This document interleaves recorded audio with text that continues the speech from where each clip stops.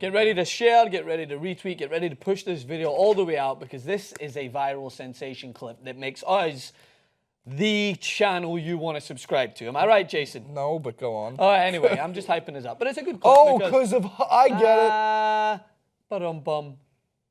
We're hyping us up because this clip is all about players that actually lived up to the hype. We all know about those that didn't really make it to where they were supposed to. Freddie Adu will forever be known. It's going to be on his Wikipedia page. Freddie Adu never lived up to the hype. Could I say hype beast or no? Is that not allowed? I don't know. Maybe that's... You could try... Nah. Those words... We're creating a list of words that Jason can't say. Can Jason say hype beast?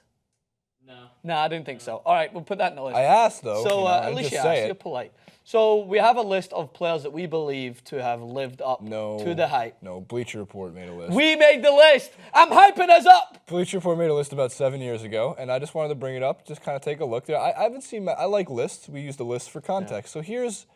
You know, some of these are so obvious, but a lot of them you do kind of forget. So here's a couple of people who were hyped up to be the next big thing and became the big thing, and one of which I really want to touch on and should be way higher on this list than anybody else. So here's the list. I think it's the last element of our elements. I would know what number it was if I didn't drop my papers all over the place because I am a shit show. Serena Williams and her sister Venus Williams both lived up to the hype.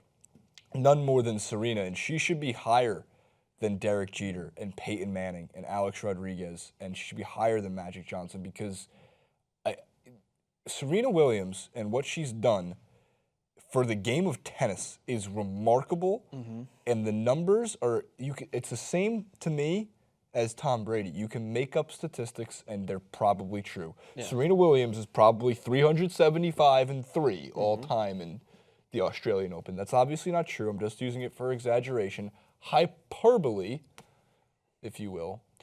But no disrespect to Tiger, Michael, Magic, DJ, Peyton Manning. So these are definitely American athletes, right? Oh, yeah, the list was American. So I said, like, Lionel Messi because there's, you know, he signed on a napkin when he was a fetus, and then Vincent Company.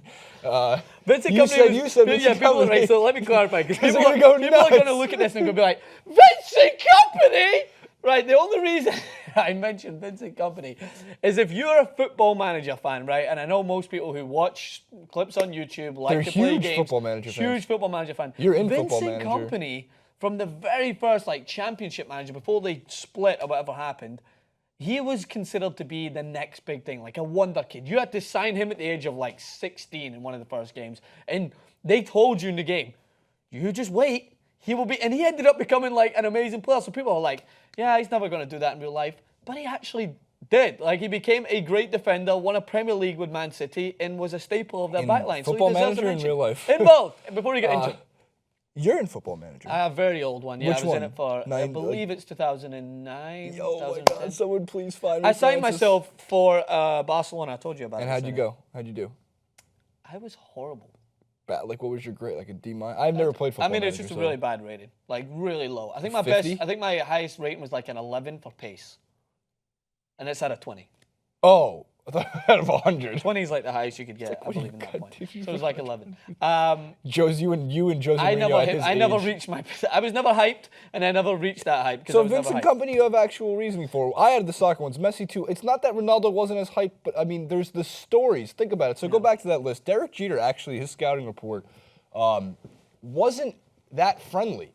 They said he couldn't really do that much from the plate, but then again, he was also a Sports Illustrated for Kids type of star, where he'd be like plastered all over that magazine.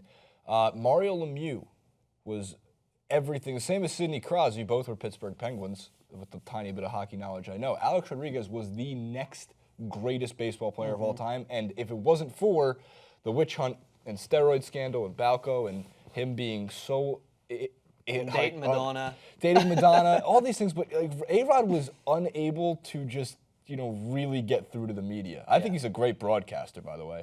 And he lived up to the hype.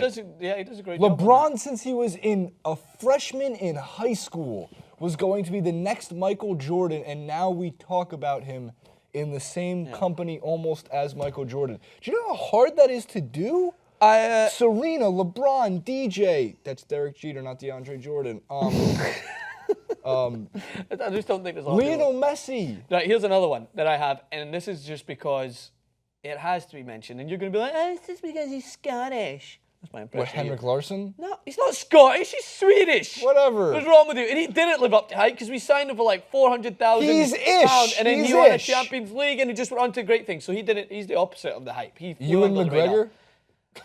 Is he Scottish? Yes, he is. But what has he got? I nailed it. Andy- See? That's a win! Andy Murray, right? And the reason I say this is because, Jason, I don't think anyone in the Scottish? world faces the pressure that a British tennis player faces every year at Why? Wimbledon. But why does that every happen? Every year at Wimbledon, they just want a British winner. I know, but every year at Wimbledon, they want a British winner. But in America, we just bury that storyline. We're like, yeah, other people not named British. Like, it's like, so imagine that, here's how I think about it. Imagine that America never had a good golfer, right? And Right. were never able to win like a major championship, right? So every year there was someone who was on the cusp, someone that was decent, someone that was of a decent standard, and you were like, yes, finally, America's going to get it. And they might not care that much about golf, but you know when people care? When they never have it. When they've never had something, they fucking care. So when America doesn't have something, like for instance, everyone cares at the World Cup because they would love the idea of winning something that they've never won before, right? That's why Yes. they get behind it, that belief system. So I agree it's with this. disappointing when you lose, but imagine every single time you're on the cusp. Tim Hedman was on the cusp. Who? Timmy, everyone used to yell, oh, but Timmy's going to win it this year. No, he was shit. He was never going to win his it. name's Timmy. You didn't Tim stand a Henman. chance. Yeah, and Timmy? they used to call it No Henman chance. Hill. Timmy. When everyone sat, Henman Hill. And then they changed it to Murray Mountain, and again, he came so close. He lost. Broke his heart crying. Everyone was like, it's going to be the same old shit again. And he bounces back and he wins it, and then he wins it again. That's why he's going to be knighted. That's why he's going to be Sir Andy Murray, and that's why he deserves, I think he is Sir Andy Murray, and that's why already he should be known as the athlete that lived up to the hype, enormous hype that everyone created I for. have a game to play. We should play Sir, not Sir. It's going to be a tough one. Sir Jared Butler or just Jared Butler? He's never going to be a Sir. Sir Calvin Harris or just Calvin Harris? Not going to be a Sir. Man, there's so many things that go into the Sir, not Sir story. I mean, it just really, if you achieve greatness, I think there's like a requirement that the Queen reads off.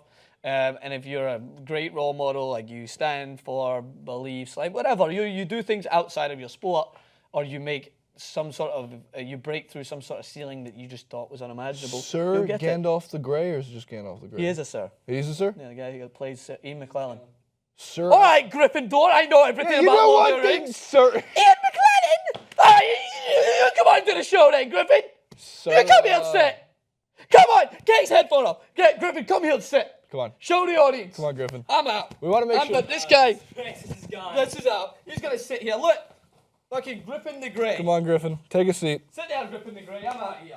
Introduce yourself to the world, Griffin. Hi.